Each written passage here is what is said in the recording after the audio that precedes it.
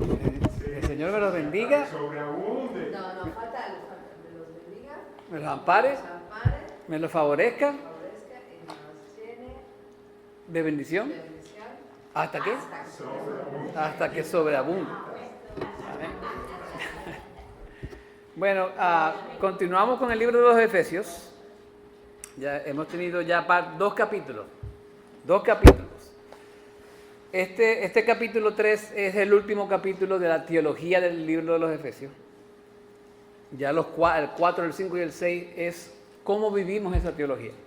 ¿Okay? Ya la cosa va a ser un poquito más práctica. Entonces llegamos a Efesios 3 del 1 al 6 y le nombré este mensaje, y ya se va a dar cuenta por qué, el misterio reexplicado. El misterio reexplicado. La palabra griega misterio es misterión. Esta palabra aparece 27 veces en el Nuevo Testamento, y se refiere a algo oculto, no conocido o mantenido en secreto que no se puede comprender o explicar. Eso es lo que la palabra misterio significa. En las epístolas de Pablo, esta palabra misterio se hace para referirse a una realidad que supera a los seres humanos. ¿Ok? Entonces esta palabra nos la introduce Pablo en el capítulo 1, versículos del 9 al 10. Dice Pablo, nos dio a conocer el misterio de su voluntad, según el beneplácito que se propuso en él, con miras a una buena administración en el cumplimiento de los tiempos, es decir, de reunir todas las cosas en Cristo, tanto las que están en los cielos como las que están en la tierra. Y llegamos ahí. Ahí está Pablo introduciendo y insinuándolos sobre el misterio. Después en el capítulo 2, aunque la palabra misterio no aparece, si mal no recuerdo, nos explica ese misterio. ¿Ok? Y él habla del surgimiento de la iglesia cuando él une a los judíos y a los gentiles juntos como un solo cuerpo. ¿Se acuerdan? Como un solo hombre, como lo llama en el capítulo 2. Y ahora en el capítulo 3, Pablo está reexplicando ese misterio. ¿Ok? Entonces fíjense, llegamos al capítulo 1 del versículo 3. Dice, por esta causa, yo Pablo, prisionero de Cristo Jesús, por amor de vosotros los gentiles. Entonces, fíjense aquí, Pablo expresa por esta causa. ¿Cuál es esa causa? Cada vez que vemos esa expresión, nos tenemos que ir un poco más atrás, al capítulo 2. Y, por ejemplo, ¿por qué? Por esta causa, Pablo, yo prisionero de Cristo Jesús, por amor de vosotros los gentiles. Fíjense lo que dice.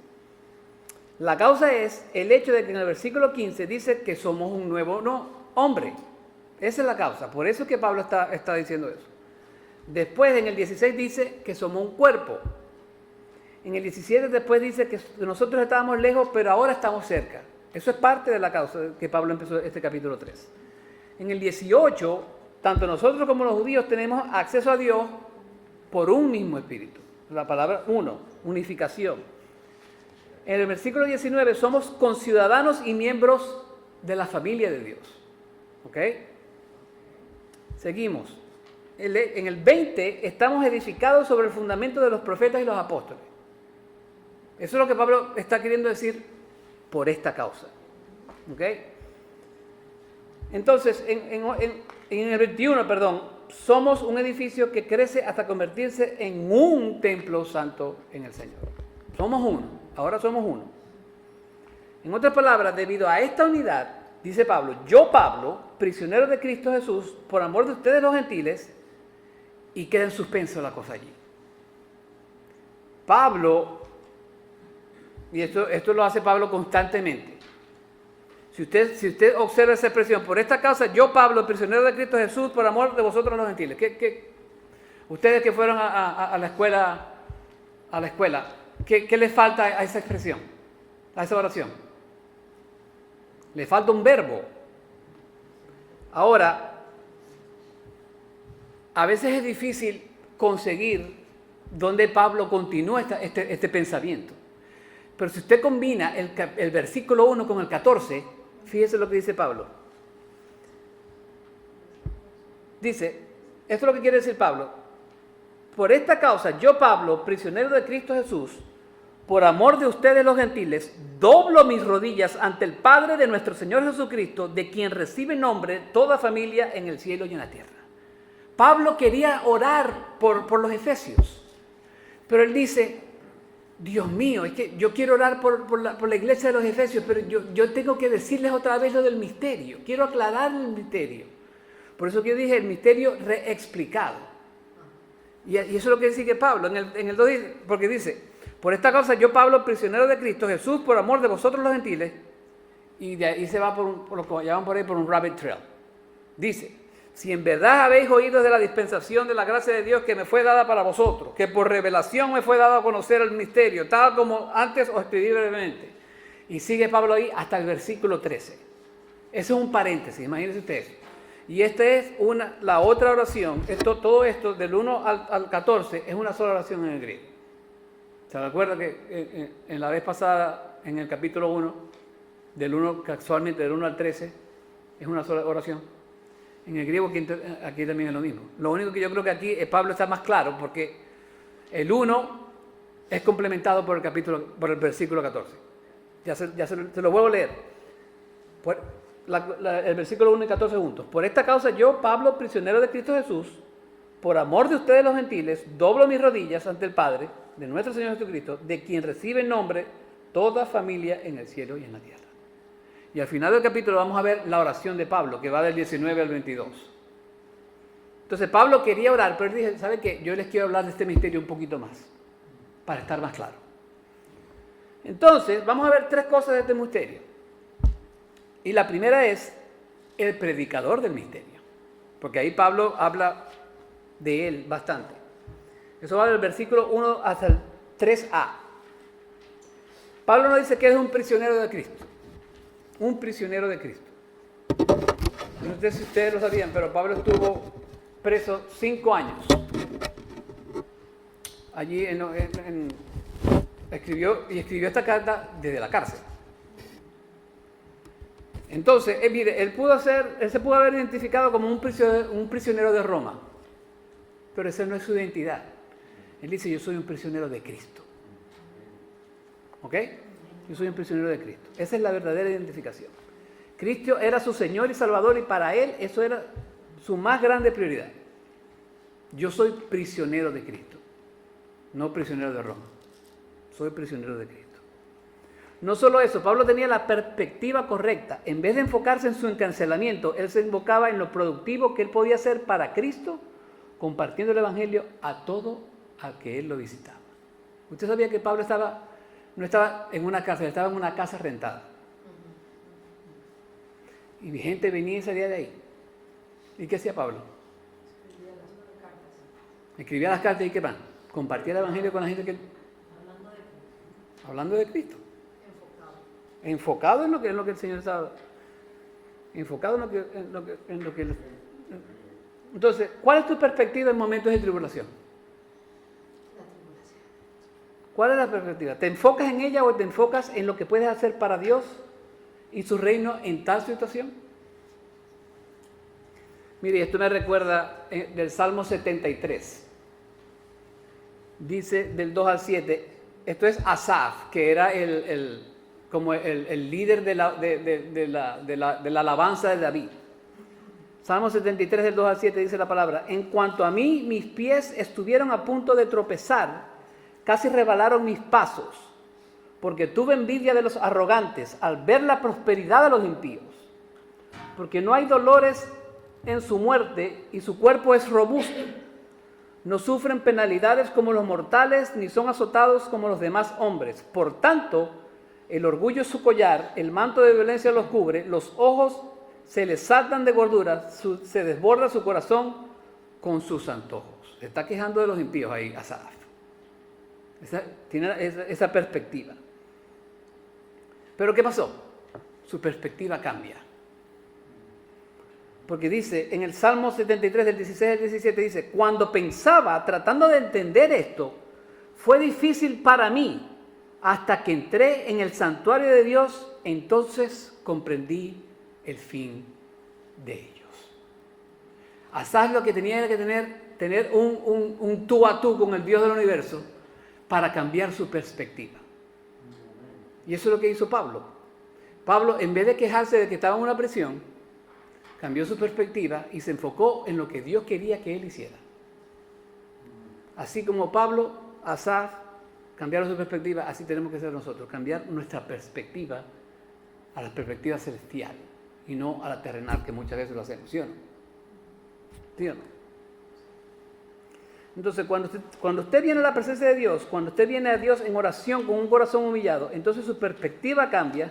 Ya no es su perspectiva la que prevalece, ahora es la perspectiva de Dios. Y eso es lo que queremos, la perspectiva de Dios. Y Pablo él nunca perdió esa perspectiva. Nunca la perdió. Y nosotros tampoco deberíamos hacerlo, aunque lo hacemos más frecuentemente de lo que nos gusta. Mire, otra cosa que a Pablo nunca se le olvidó fue la tarea que Dios le había dado. Nunca se le olvidó. Romanos 15, del 15 al 16 dice: pero les he escrito con atrevimiento sobre algunas cosas para así hacer que las recuerden otra vez. La gracia que me fue dada por Dios para ser ministro de Cristo Jesús a los gentiles, ministrando a manera de sacerdote el evangelio de Dios, a fin de que la ofrenda que hago de los gentiles sea aceptable, santificada por el Espíritu Santo. No se le olvidó la tarea que Dios le había dado. 1 Corintios 3:10, conforme a la gracia de Dios que me fue dada, yo como sabio arquitecto puse el fundamento y otro edifica sobre él, pero cada uno tenga cuidado cómo edifica encima. Imagínense eso, él era un sabio arquitecto. Él hacía la fundación y le dice: ten cuidado cuando vayas a construir encima de esa fundación, porque esa fundación la vimos la semana pasada, ¿quién eran? Los apóstoles y los profetas. Entonces, que vaya a edificar encima de eso, que edifique como él edificó, no como a nosotros nos parezca. Porque mire, y aquí vengo yo con mi rabbit trail. Muchos se llaman decir pastores, pero yo he visto muchos CEOs en las iglesias. El Señor no quiere CEO, el Señor quiere pastores. Así como Pablo, como Timoteo, como Tito. Los CEOs, ¿sabes lo que hacen los CEOs? Abrir iglesias. Y abren iglesias aquí, y abren iglesias aquí. Pero las personas, no importa. ¿Sabes lo que me enseñaron en el ministerio? Perdón, en la escuela. La gente tiene que ser más importante que los programas de la iglesia. Porque tú no puedes tener programas en la iglesia sin gente. ¿Y qué pasa con esos CEOs? Que no se encargan de la gente. Entonces, no son pastores. Son CEOs. Dios me libre a mí de ser un CEO. Bueno, no puedo tampoco, porque físicamente no puedo. Entonces, Pablo era pastor de pastores. Pastor de Tito, de Timoteo. Y eso es lo que quiere el Señor. El Señor no quiere, mire, esto también lo escuché cuando estaba en la iglesia. El Señor ama una iglesia de 15 personas como ama una iglesia de 1000. Él las ama igualita. Él las ama igualita. Bueno, terminé el rabbit trail aquí. En Gálatas 9 sigue diciendo: al reconocer la gracia que se me había dado, Jacobo, Pedro y Juan, que eran considerados como columnas, nos dieron a mí y a Bernabé la diestra de compañerismo para que nosotros fuéramos a los gentiles y ellos a los de la circuncisión. O sea, los otros apóstoles estaban de acuerdo con Pablo. En 1 Timoteo 1:12, esta es la última escritura que voy a utilizar. Doy gracias a Cristo Jesús nuestro Señor, que me ha fortalecido porque me tuvo por fiel poniéndome en el ministerio. ¿Sabe que este es mi versículo favorito ahora? Porque me tocó. Doy gracias a Cristo Jesús nuestro Señor, que me ha fortalecido. Me tuvo por fiel poniéndome en el ministerio. Mire, yo pensaba que yo iba a estar en el ministerio 20 años atrás. Y el Señor dijo, bueno, me refiero no al ministerio en el sentido de predicar todos los días, todos los domingos. Y yo le doy las gracias al Señor porque me tuvo por fiel y me puso en el ministerio. Ese versículo es uno de mis preferidos ahora. En otras palabras, Pablo estaba diciendo, Dios me ha dado las palabras que tengo que hablar. Dios me ha dado a las personas que tengo que cuidar y alimentar con la palabra. Y Dios me ha dado la confianza y la seguridad para hacer porque Él mismo me cogió para esa tarea. Eso es lo que está diciendo Pablo. Ahora mire, esta palabra dispensación significa administración o mayordomía. Yo no sé si su traducción dice esa palabra. En verdad habéis oído de la dispensación de la gracia de Dios que me fue dada para vosotros, en el versículo 2. Nosotros somos mayordomos de lo que Dios nos da. 3.2. Nosotros somos mayordomos de lo que Dios da. Nosotros debemos administrar adecuadamente lo que Él nos da, sea una tarea o un recurso material. Debemos ser buenos administradores. Dios le encomendó a Pablo el ministerio de la iglesia unificada entre los gentiles y los judíos. ¿Qué te ha encomendado Dios a ti? ¿Estás dispuesto a desobedecer y sufrir las consecuencias? ¿O estás dispuesto a seguir la orden de tu Señor, pase lo que pase? ¿Qué te ha encomendado el Señor a ti en esta mañana? O en otros días. ¿Qué te ha encomendado? La segunda parte del versículo 1 nos dice básicamente que a él no le importaba estar en la prisión. ¿Por qué? Fíjense ahí. Por amor de ellos. Hermano, ¿sabe que eso es una persona que ama a la gente que no conoce al Señor? A él no le importaba estar en la cárcel por el amor de los efesios. Por el amor de predicar el Evangelio allí en la ciudad de los Efesios. Por esta causa yo, Pablo, prisionero de Cristo Jesús, por amor de vosotros los gentiles. Por amor de vosotros los gentiles. Y ya sabemos dónde finaliza esa oración. Pablo tenía tanto amor por las iglesias y por el Evangelio de Cristo que sus tribulaciones y prisiones era algo momentáneo para él. Fíjese lo que dice 2 Corintios 4, del 16 al 18. Por tanto, no desfallecemos, antes bien, aunque nuestro hombre exterior va decayendo, sin embargo nuestro hombre interior se renueva de día en día. Pues esta aflicción leve y pasajera, imagínese usted, ya él estaba en la cárcel, nos produce un eterno peso de gloria que sobrepasa toda comparación, al no poner nuestra vista en las cosas que se ven, sino en las que no se ven, porque las cosas que se ven son temporales, pero las cosas que no se ven son eternas. Ese era el Pablo, ese era el predicador del misterio. Amén. Porque tanto no desfallecemos antes bien, aunque nuestro hombre, me impacta esa expresión, nuestro hombre exterior va decayendo, pero el hombre interior se renueva día en día. Mire, hermano, cuánto yo no le pido a Dios que yo me sienta así como el apóstol Pablo. Que en vez de pensar en el decayente físico de Juan, me preocupo más en el crecimiento espiritual de Juan día tras día. Es un foco totalmente distinto. Es una manera de vivir totalmente, y eso es la manera como Dios nos invita a vivir a nosotros. Lo segundo que vamos a ver es la recapitulación del misterio. La recapitulación del misterio. Versículos del 3b al 5. Dice la palabra: que por revelación me fue dado a conocer el misterio, tal como antes os escribí brevemente, en vista de lo cual, leyendo, podréis comprender mi discernimiento del misterio de Cristo, que en otras generaciones no se dio a conocer a los hijos de los hombres, como ahora ha sido revelado en sus santos apóstoles y profetas en el Espíritu. Mire, Pablo estaba seguro que los efesios habían escuchado sobre ese misterio, ya lo vimos, porque lo dice ahí. Dice, como antes escribí brevemente. Por eso que dice la recapitulación. Pablo sabía que ellos sabían porque Pablo mismo les escribió sobre ese misterio. Pero Pablo está tan lleno de emoción por esta gran revelación de Dios que sintió la necesidad de interrumpir su oración para asegurarse que ese misterio había sido entendido claramente. Por eso es que lo nombré el misterio reexplicado, porque ya lo explicó en el versículo 2, en el capítulo 2, perdón. Entonces Pablo dice, si quieren entender mejor lo que Dios me ha revelado, lean. Versículo 4, en vista de lo cual leyendo podréis comprender mi discernimiento del misterio de Cristo. Pablo está diciendo, ¿quieren conocer mejor lo que Dios me dio? Lean. De aquí me fui yo con, bueno, ¿cómo está su lectura bíblica?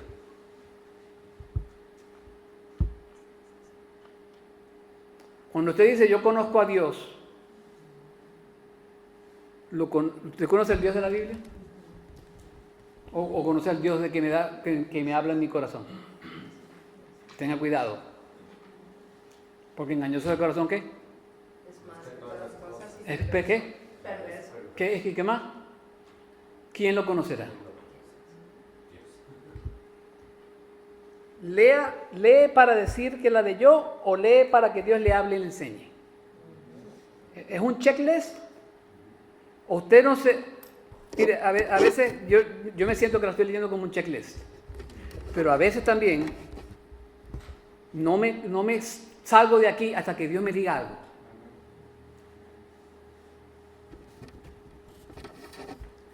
¿Cuándo fue la última vez que lloró porque el Señor iluminó su mente a través de su palabra y le hizo entender cosas que antes no entendía? ¿Cuándo fue la última vez que el Señor lo corrigió a través de su palabra? Mire, y yo le voy a decir aquí algo públicamente. Una vez a mí se me ocurrió salir con alguien que no era cristiano. Y leyendo el libro de los Proverbios, el Señor me convenció tanto que tuve que terminar con la muchacha. Porque, Juan, estás haciendo mal. Y la muchacha no entendía. Por supuesto, era una inconversa, ¿cómo va a entender? Pero eso es lo que Dios quiere, hermano. Así es como el Señor lo corrige a usted. A través de su palabra. Pablo nos invita a leer para comprender mejor lo que Dios le había revelado, porque acuérdense que a veces las cartas de Pablo son difíciles de entender. Mire, y aquí yo, lo que he aprendido, que me han enseñado, ¡pam!, me fui a segunda de Pedro. Esto lo dice Pedro sobre Pablo, fíjese. Consideren la paciencia de nuestro Señor como salvación, tal como les escribió también nuestro amado hermano Pablo, según la sabiduría que le fue dada. Y sigue Pedro, asimismo, en todas sus cartas hablas en ellas de esto, o sea, de la salvación, en las cuales hay algunas cosas difíciles de entender, que los ignorantes e inestables tuercen, como también tuercen el resto de las escrituras para su propia perdición. El mismo Pedro estaba diciendo que lo que escribe Pablo está difícil. ¿Y sabe qué me acuerdo? Me acordé de Gálatas. Fíjense, esto no lo quería poner en el mensaje, pero tengo que ir para allá, hermano. Gálatas 2. Hablando de lo difícil de lo que Pedro está diciendo. Mire, Gálatas 2. Este es Pablo en el versículo 11 del capítulo 2 de Gálatas. Pero cuando Pedro vino a Antioquía, me opuse a él cara a cara.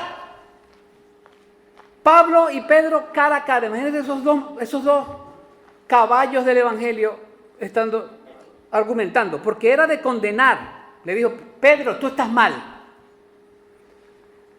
En el 12 dice, porque antes de venir algunos de parte de Jacobo, él comía con los gentiles, pero cuando vinieron, empezó a retraerse y apartarse porque temía a los de la circuncisión. Pedro le temía a los de la incircuncisión. Pedro se estaba yendo con la gentecita que decía, mira, tú sí, viniste a Cristo, pero te tienes que incircuncidar y tienes que seguir los mandatos de Moisés. Sí, los 250 que se inventaron los fariseos. Pablo le estaba diciendo a Pedro, estás equivocado, Pedro, estás equivocado. Porque lo enfrentó cara a cara. Y el resto de los judíos se le unió en hipocresía. O sea que Pedro, como era un líder, lo siguieron. Sigue ahí, Pablo sigue en el 14. Pero cuando vi que no andaban con rectitud en cuanto a la verdad del evangelio, dije a Pedro delante de todos, si tú siendo judío vives como los gentiles y no como los judíos, ¿por qué obligas a los gentiles a vivir como judíos? ¡Wow! Imagínense, el hablachento de Pedro no tenía más nada que hacer que quedarse callado la boquita. Y lo más increíble es que después de este argumento viene y dice esas palabras de Pablo en el 2 de Pedro. ¿Se hicieron amigos, sí o no? Claro que se hicieron amigos. Claro que se hicieron amigos. Amén. Mire, Pablo reitera que este misterio no fue revelado a las previas generaciones. 5a. Devuelvo a Efesios. Que en otras generaciones no se dio a conocer a los hijos de los hombres, como ahora ha sido revelado a sus santos apóstoles y profetas en el Espíritu. En el Espíritu. Pero que sí fue revelado a sus profetas y apóstoles a través del Espíritu. Y así, lo que estaba escondido ahora es revelado por el Espíritu, quien siempre es el agente de revelación. ¿Okay? La revelación del misterio ocurrió en un punto determinado en el tiempo, no antes de él y no después de él. Fíjense lo que dice aquí la palabra, que en otras generaciones no se dio a conocer a los hijos de los hombres, versículo 5 del capítulo 3, como ahora, fíjense en esa palabra ahora, el Espíritu de Dios la coloca allí para que recordemos que la Biblia fue escrita cuando fue escrita, no antes ni después. Ahora está revelado. Asimismo, el misterio de la iglesia fue revelado cuando Dios así lo dispuso. La Biblia fue escrita cuando Dios así lo determinó. Ahora es el tiempo de Dios, lo que llaman el Kairos. Entonces, mire, ahora no hay más insinuaciones del Antiguo Testamento, de los profetas, no. Dios reveló el misterio de la iglesia, que somos usted y yo. Eso nos debería llenar de un gozo que no podemos contener en nuestras almas. Yo creo que nosotros los cristianos deberíamos ser la gente más gozosa de este mundo. Porque Dios nos reveló le reveló ese misterio a Pablo. Y ahora los judíos y los gentiles estamos juntos. Y eso es hermoso, hermano. La iglesia es una. La iglesia es una. Miren, me acordé de este corito. Yo tengo gozo en mi alma. ¿Se acuerda? Gozo en mi alma y en mi ser son como ríos de agua viva. Ríos de agua viva. Ríos de agua viva y en mi ser. Como que no se lo saben. Aleluya. Mire, hermano, nosotros nos debemos gozar porque nosotros somos hijos del Señor de señores y el Rey de reyes. Eso debe ser suficiente razón para usted para gozarse.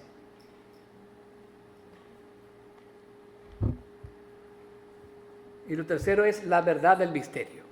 La verdad del misterio. ¿Cuál es el misterio? Bueno, esto es lo que es el misterio. A saber que los gentiles son coherederos y miembros del mismo cuerpo, participando igualmente de la promesa en Cristo Jesús mediante el Evangelio. Creo que una de las traducciones en inglés tiene la palabra coheredero, comiembros y copartícipes. Y vamos a hablar un poquito de ello. Los coherederos, Gálatas 3 del 28 al 29, ni hay judío ni griego, no hay esclavo ni libre, no hay hombre ni mujer, porque todos son uno en Cristo Jesús. Y si ustedes son de Cristo, entonces son descendencia de Abraham, herederos según la promesa. Y somos coherederos de Cristo, con Cristo también, Romanos 8, 17. Y si somos hijos, somos también herederos de Dios y coherederos con Cristo, si en verdad padecemos con Él, a fin de que también seamos glorificados con Él. Ser coherederos significa que tienen el mismo estatus legal. Los gentiles recibirán la misma herencia. Fíjense, en el capítulo 1:11 nos dice que recibimos una herencia. En el 1:18 nos dice que las riquezas de la gloria de su herencia, riquezas de la gloria, aquí escribí doble aquí. Las riquezas de la gloria de su herencia. Entonces, las mismas bendiciones espirituales y riquezas que se le prometieron a Israel en el pacto de Abraham, nosotros los gentiles entramos en ese pacto, no por pacto ni por raza, sino por ¿qué? Por fe. ¿Ok? Por fe. Somos comiembros. ¿Por qué? Él dice que somos del mismo cuerpo. Comparten el mismo cuerpo. 1 Corintios 12, del 12 al 14.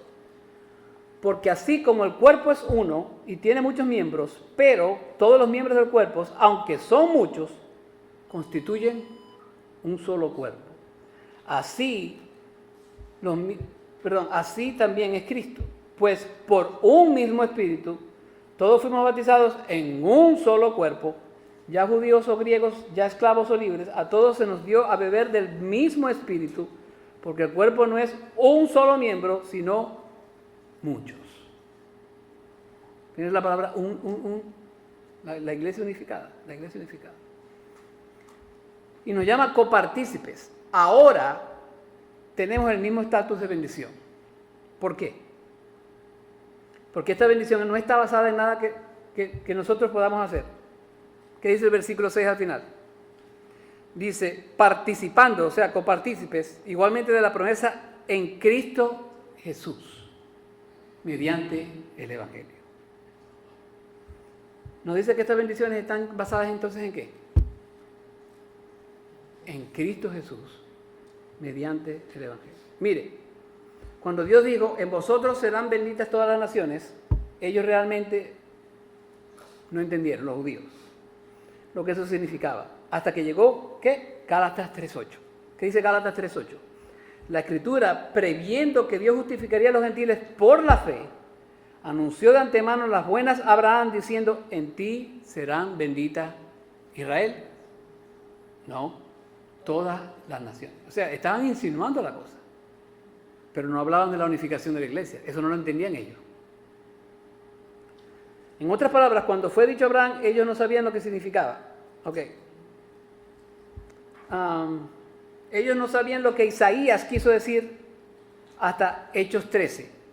Y comenzaron a ver el Evangelio llevado a los gentiles. Por ejemplo, Isaías 49:6 dice, poca cosa es que tú seas mi siervo, hablando de Israel, para levantar las tribus de Jacob y para restaurar a los que quedaron de Israel.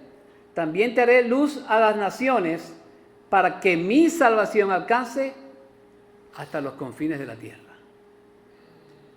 Isaías 49:6. Te lo vuelvo a leer. Poca cosa es que tú seas mi siervo para levantar las tribus de Jacob y para restaurar a los que quedaron de Israel. También te haré luz de las naciones. Está enseñando el Evangelio, ¿sí o no? Para que mi salvación alcance hasta los confines de la tierra. O sea, Israel, yo no te quiero salvar a ti solamente, quiero salvar a todo el mundo. Y tú vas a ser parte de eso. Lo que pasa es que fueron cabezas huecas y Dios tuvo que cambiar el plan. El misterio estaba insinuado, pero no revelado. Insinuado, pero no revelado. Ahora aquí Pablo nos dice, en este momento específico, en este momento determinado, en este momento apropiado, en este preciso momento que el misterio ha sido revelado. En este momento. Eso no fue al azar. Dios determinó todo esto a su tiempo. Ahora. ¿Y ese misterio quiénes somos? Somos los judíos, usted y yo, en un solo cuerpo, que es llamado ¿qué? La iglesia. Y Pablo en Timoteo tiene esta hermosa expresión que llama a la iglesia la llama la iglesia del Dios viviente, columna y baluarte de la verdad. La iglesia sin la verdad de Dios no es iglesia, hermano. Nosotros tenemos que ser columna y baluarte de esta palabra que tenemos aquí. El misterio es que somos uno, pero tenemos que estar basados en la verdad. La iglesia sin verdad no es iglesia. Vamos a orar. Padre Celestial, en el nombre de tu Hijo Jesús, te doy las gracias por esta enseñanza de Pablo. Gracias por el misterio de la iglesia, Señor, el misterio del Evangelio. Porque por ello estamos aquí, Señor. Por la preocupación de una persona. Hace muchos años atrás, Señor, nosotros vinimos a tus pies. Porque nos predicó el Evangelio que solo tú puedes dar, Señor. Y, Señor, gracias por esa salvación, Señor, que tú la planeaste antes de la fundación del mundo. Gracias, Padre, por tu bendición. Gracias, Señor, por tu palabra. Gracias, Señor, por el amor entre los hermanos. Gracias, Señor, por un día maravilloso, Señor. Gracias por el sol, por tu creación. Te pedimos, Padre, que nos bendigas a medida que salimos de nuestra iglesia, Señor, y que cuides nuestros pasos, Señor. Pero que siempre, siempre, siempre caminemos en el Espíritu, de acuerdo a tu voluntad. Gracias, Señor. Bendice nuestros corazones. Encrusta esta palabra de tal manera que tu nombre sea proclamado a derecha y a diestra y a siniestra, Señor. Que no nos dé pena. Que tu Espíritu Santo nos dé poder para compartir tus palabras. Gracias, Padre. En el nombre de tu Hijo Jesús. Amén y amén.